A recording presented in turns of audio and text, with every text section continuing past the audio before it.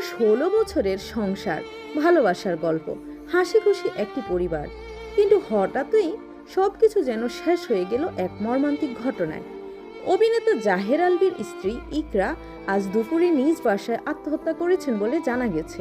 এই ঘটনার পর থেকেই সোশ্যাল মিডিয়া এবং নাটক ইন্ডাস্ট্রিতে তুমুল আলোচনা শুরু হয়েছে।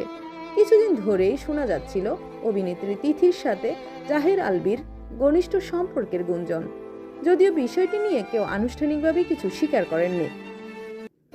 গুঞ্জনের মাঝেই গতকাল জাহের আলভী তার ফেসবুক প্রোফাইলে তিথিকে জন্মদিনের শুভেচ্ছা জানান। আরও জানা গেছে, মাত্র 2 দিন আগে তিথিকে নিয়ে তিনি নেপালের নাটকের শুটিংয়ে গিয়েছিলেন। ইন্ডাস্ট্রির ভেতরে অনেকেই বলছেন ইকরা নাকি চাইতেন না তার স্বামী ওই নায়িকার সাথে কাজ করুক, তবুও একসাথে কাজ, বিদেশ সফর, এসব নিয়েই দাম্পত্য জীবনে টানাপোড়েন তৈরি হয়েছিল বলে শোনা যাচ্ছে।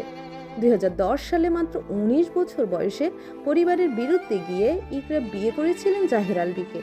দীর্ঘ 16 বছরের সেই সম্পর্ক সোশ্যাল মিডিয়ায় সবসময় ছিল রোমান্টিক আর সুখী দম্পতির উদাহরণ। তাদের ফেসবুক পোস্ট, ছবি, ভালোবাসার মুহূর্ত দেখে অনেকেই ভাবতেন এ যেন আদর্শ এক পরিবার। কিন্তু সেই সুখী ছবির আড়ালে কি লুকিয়েছিল গভীর কোনো কষ্ট? শোনা যাচ্ছে স্বামীর কথিত পরকীয়ার বিষয়টি জানতে পেরে মানসিকভাবে ভেঙে পড়েছিলেন ইকরা। তবে এসব এখনও কেবল গুঞ্জন, নিশ্চিতভাবে কিছুই বলা যাচ্ছে না। ঘটনার পর জাহের আলভী ফেসবুকে পোস্ট দিয়ে জানিয়েছেন খুব শীঘ্রই তিনি দেশে ফিরে সংবাদ সম্মেলনের মাধ্যমে পুরো বিষয়টি পরিষ্কার করবেন। একটি সম্পর্ক ভাঙতে কখনো একটুখানি অবিশ্বাসই যথেষ্ট, কিন্তু একটি প্রাণ চলে গেলে সেই শূন্যতা আর কখনো পূরণ হয় না।